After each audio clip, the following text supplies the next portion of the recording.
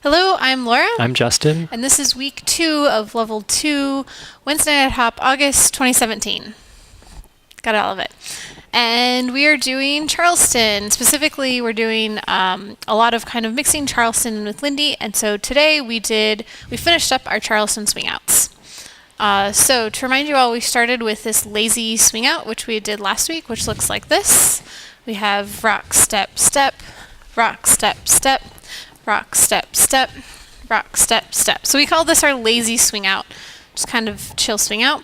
And we added to that kicks. So we started adding in the Charleston footwork. So we started with the 1-2. So we have 1, 2, 3, 5, 6, 7, 8, kick and step, step, step, rock, step, step, step, step, Kick and step, step, step, step, kick. So we added that in first. And the key we said with this was to make sure that you bring some amount of momentum back. So if you merely make the shape, it looks like this. I don't know if you can see why this is bad, but you will go like this. But you notice that if I were to, there's nothing happening between our hands here. So this is not the move. Instead, the move is we send some of our momentum backwards. And you notice if I let go, what will happen is that. So our hands act as a spring, and this is important because it springs out and then springs back together to take us on the 3. So it looks like hoo and ha, and sorry. I can't stop. So we need that out in order to create the in. Yep. Hoo, ha, hoo, ha, hoo, ha, hoo. The other thing we talked about for follows is making sure that you're actually pivoting all the way through on that 3 into the second rock step. So we have the kick and step, and you keep moving through that step until the lead catches you. Let's show it from this direction. We'll do it from this here. Step, rock, step. So continue that momentum through and rotate as I do that step. So that was the first fourth of it, which we did on the 1-2. 1-2, and then the fourth, we skipped to the 7-8, and we did it for this way because it made sense to us. So it'll look like this: kick, and step, rock, step, kick, step, kick, step, rock, step, kick, step, kick, step, rock, step, kick, step. And we said because that kick step happens fast, you can't do one of these step. It has to be a small step. And Laura does sort of this out step, and I do sort of this down step. It doesn't matter so long as it's small. Yep, and you're moving through that so that you can create that stretch on 1-2 again. One more time. 1, 2, 3, 5, 6, 7. kick, stay, stretch. Yeah, that's right. So that was an important thing that we said, was that if you do it just the way we say it, it'll look like this: kick, step, rock, step, kick, step. And the problem is here, I'm not far enough away from Laura to create that stretch on 1-2. And in fact, I have to get down in order to do that, and I'm going to bonk heads with her. So on that 7-8, you'll see that I actually go 7-8 and move backwards, creating the stretch that I use on 1-2. Same with the follow. So again, it looks like 1, 2, 3, 5, 6, back, and 1, 2, 3, 5, 6, move back. Yep. Okay. So then we added in the kick on the 3. So we're kind of just adding them in slowly. We didn't spend a whole lot of time on this and just went into the next one, but we'll show you what it looked like. It was kick, kick, step, rock, step, kick, step, kick, kick, step, rock, step, kick, step, kick, kick, step, rock, step, kick, step. So again, with follows, even as you're kicking and moving forward, you still have to continue your momentum through and rotate to get to that rock step. And then the last one we did was adding a kick on 5, 6. So now the full footwork is kick, kick, step, kick, kick, step, which is our Charleston footwork essentially. Yep. So it looks like kick, kick, step, kick, kick, step, kick, kick, step, kick, kick. One more from this angle. Kick, step. And you notice we kick out on that 5, and that's so that we don't kick the human being, which is right in front of us. Around back. Follow, sometimes I may rock step on that 5 instead of kicking. Either is fine. I tend to use a rock step to re-ground myself if I'm getting off balance. And let's show what it looks like with me kicking and you rock stepping on 5. Kick, kick, step. Rock step, sorry. kick. Kick, kick, step, rock, kick, step, kick, step.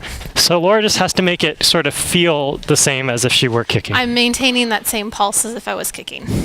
So Yep. we asked you to practice with all 5 different versions of the Charleston swing out while you dance this tonight. Don't do like a ton of Charleston swing outs in a row because it's kind of tiring. Yeah, a little bit. Before we moved on, the other thing we said was how you follow this and lead it. Oh, the difference in footwork. So the main difference in footwork is going to be coming from the leads and how they're actually pulsing and how they're moving.